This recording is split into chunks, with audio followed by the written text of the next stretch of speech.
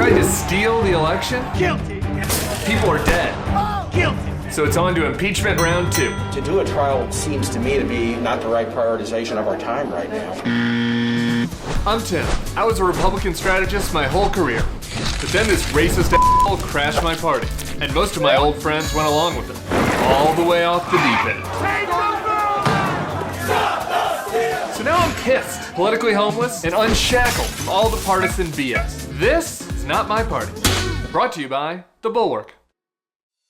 So we're 3 weeks deep in the Biden presidency. Trump has been dispatched to Mar-a-Lago, where he's spending his days sitting around a Saddam Hussein-style drawing room, feeling sad that he can't hate tweet anymore. So since he's already gone, is this week's impeachment trial just meaningless political theater? No! This impeachment trial is really freaking important. We can't let an insurrection get swept up in all the COVID-y, Trumpy chaos of the past year. And in fact, many Republicans are banking on us forgetting it, are becoming comfortably numb. But this was different. Never before in this country has a sitting president tried to steal an election to stay in power. Yes, it didn't work. Yes, the way he went about it was clownish and ridiculous, but Officer Brian Sicknick is dead because of Trump's actions. Others are gravely injured. The vice president and Democratic members of Congress nearly suffered the same fate. I thought I was going to die. This all happened because Trump supporters took him seriously and literally. If you don't fight like hell, you're not gonna have a country anymore. At 6:01 p.m., hours after the carnage, Trump tweeted this. These are the things and events that happen when a sacred landslide election victory is so unceremoniously and viciously stripped away from great patriots who have been badly and unfairly treated for so long. No! You made this happen, Donald! You did this! And it could have been worse. So much worse. Had the election been closer, had Republicans controlled the House, had more Trump loyalists like this nutcase been in positions of power, they might have actually pulled it off. And let me be crystal clear about this. That would have been the end of our democracy. Not an exaggeration. Elected leaders that try to overthrow the government and get people killed as a result must be held to account. Consequences.